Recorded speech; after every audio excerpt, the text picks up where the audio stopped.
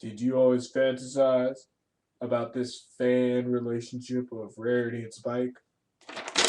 Well, get rid of it, brother! Because this episode of My Little Pony Friendship is Magic, Spike gets the lady. Okay, yeah, hello Internet, I'm me, and this is My Little Pony Friendship is Magic Season 2, Secret of My Excess. This episode, if you couldn't tell by that enthusiastic opening, this is the episode where, spoiler, spoiler, Rarity finally falls for Spike. And honestly, I'm saying about damn time. And I'm going to cut to the chase right now, and I'm going to get to the score right now.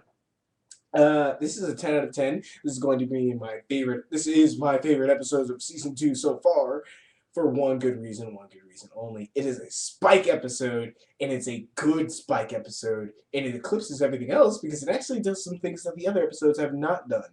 Sure, other episodes have actually shown us more of Ponyville and how the world around it works, but this episode has actually shown us something a little more historically in depth. Because I'm gonna get to it.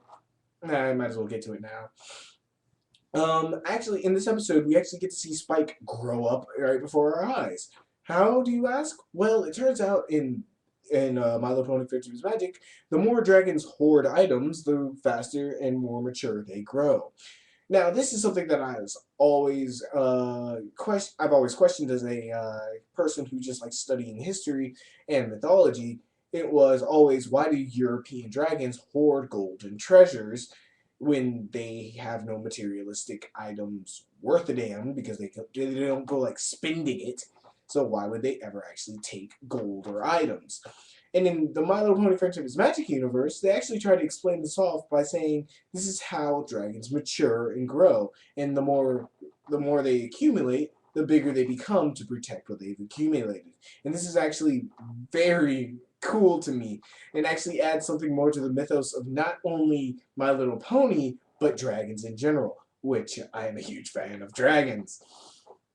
Now, this is not, of course, covering Asian dragons who are more sought after as spirits, righteous spirits or gods, that actually do punish those who actually try to defy them with storms, especially if you are a farmer. You don't want to piss off a Chinese dragon. But let's stay on My Little Pony and not trail off because I can talk about the subject for a very long time.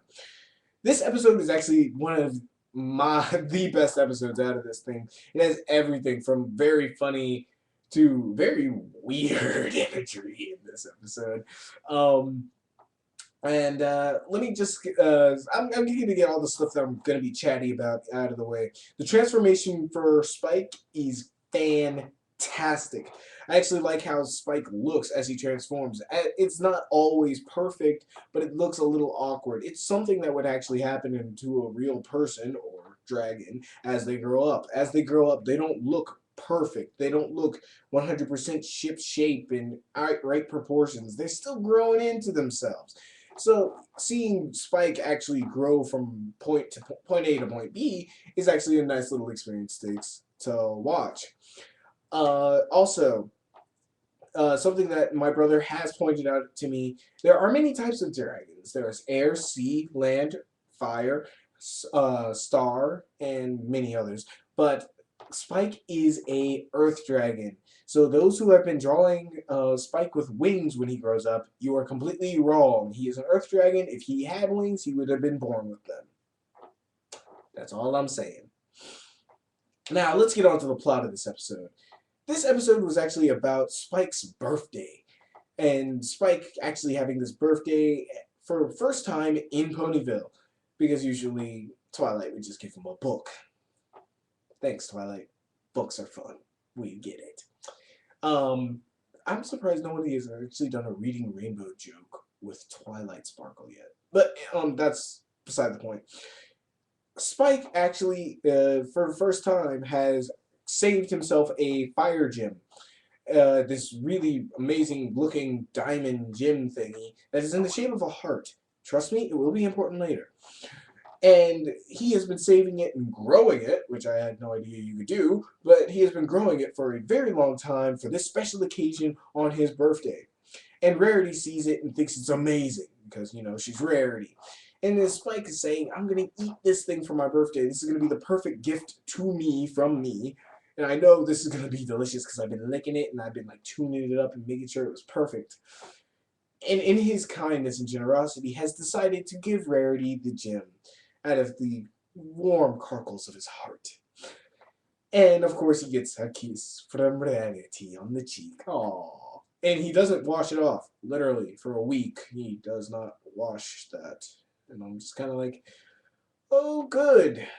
Spike has learned the touch of a woman. Twilight, you better watch who he invites in the house.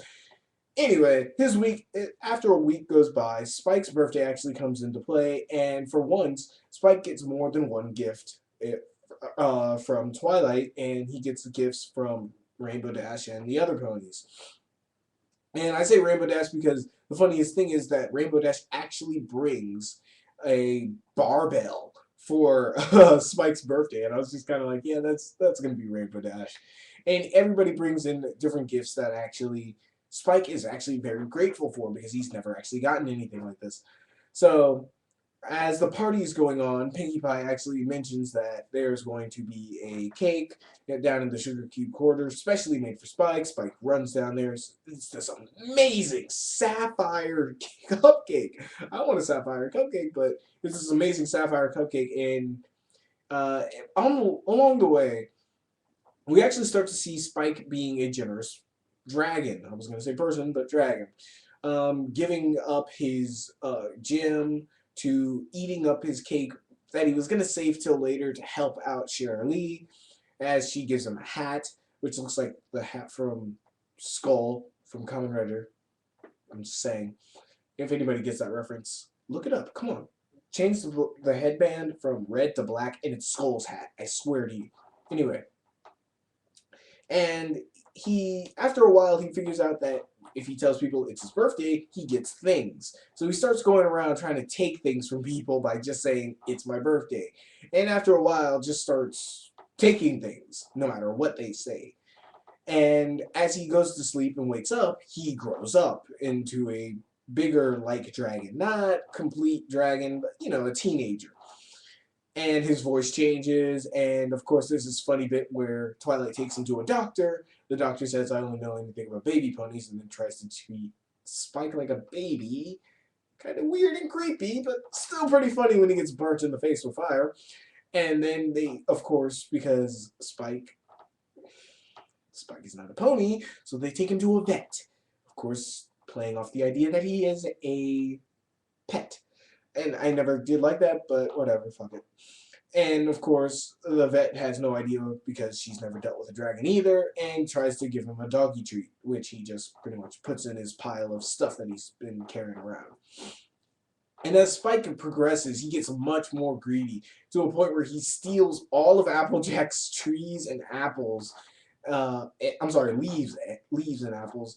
And there's this it just starts stealing everything from Pinkie Pie to Rarity, and actually steals Rarity. And yes, as a giant dragon, they do the King Kong reference, complete with the Wonderbolts fighting Spike in an air battle while he is climbing up a mountain holding Rarity. If they just said it was Beauty that killed the Beast at the end of the sequence, we would have had a nerd overload.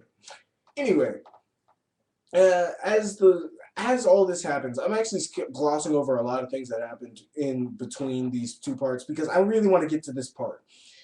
Rarity actually does this huge pep talk and has actually been wearing Spike's heart-shaped fire gem around her neck this whole time, and it tells this dragon, who she doesn't know is Spike, that that Spike is this great person who gave her this amazing gem, even though he saved it up, and it was how he was so generous. And it turns out the more generous he is, the more he'll revert back to his normal form.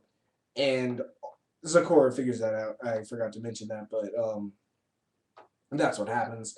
And I, I'm sorry. There's a joke for me that when Sakura is talking to Spike and Twilight Sparkle telling him that the more greedy he gets, the bigger he'll become. Spike cleans out Sakura's hut. That was just kind of like, reverse black syndrome. Just kind of like, sorry, that's a racial joke that's not appropriate. But anyway, the reason I wanted to skip to this part is because that Rarity, after this huge spout, they get she gets Spike to revert back to his normal form, but of course they're on a mountain, so they fall. And as they're falling, and Rainbow Dash and Fluttershy are coming over to save them, Spike actually does confess his love to Rarity. But right before he says something, Rarity puts her hoof on his mouth and just pretty much says like, "I know," and like has tears rolling up in her eyes. It's kind of like that might have touched me right here. That might have hit home for me. No, I didn't have a girl that I liked, but she couldn't like me back, and yeah. I mean, come on. Come on. Anyway, and the episode ends with them not kissing, but like a good kiss on the cheek for Spike, and pretty much him actually regretting the destruction he has caused, and he causes a lot of destruction. He pretty much destroys Ponyville, which actually I don't think he's in trouble because it's like Townsville and from Powerpuff Girls. The place gets destroyed every week, and I think it's just starting to stimulate the economy because every time they have to rebuild and order new stuff, and people start coming in, and tourism, and I mean, come on. Without destruction, it's constructive destruction. It doesn't matter to them. And of course, it ends with Spike, being happy that he's Spike, and everything actually does end in a pretty happy note. And I actually do love this episode for all the things it's contribute, from the very funny to the quite touching ending, to the Wonderbolts actually seeing the Wonderbolts in action trying to fight off a dragon, which they do fail, and try to play it off like, we're good. There's so much about this episode that I like. The fact that now we figured out that Spike does not technically age at all. Spike could be 50 years old but still look like that baby dragon. And this actually explains his intelligence. His intelligence has nothing to do with his size. He could still be a baby dragon, but be as smart as anybody else. It's just if he hoards things, then he'll physically start to grow. Physically, he grows with greed, but mentally, he can be as smart as anybody else, but his body won't change. And that was actually quite interesting for me. So this episode was a lot of things to me, and actually spoken on many levels, and it was pretty cool. And yes, I know people of YouTube and the internet alike, you are going to be as picky as hell and try to tell me all the parts of where it was wrong or something I missed, and I'm okay with that. But honestly, for once, and a lot of times I do listen to your guys' comments, and I do kind of change up my opinion towards it, because I'm like, yeah, you might be right there. But for this episode, that's not happening. This is my episode. This is my favorite episode. This is the episode I'm going to latch onto, and this is the episode, if I need to convert a brony into season 2 and I don't have any copies of season 1, this is the episode I'm going to pick. Because this episode fucking kicked ass, and it is the best one that has been out since season 2 started. That's all I gotta say for it. And other than that, I'm gonna just say, sorry for missing last week. It was a 7 out of 10. This is a 10 out of 10. And I'll see you guys next time. Peace.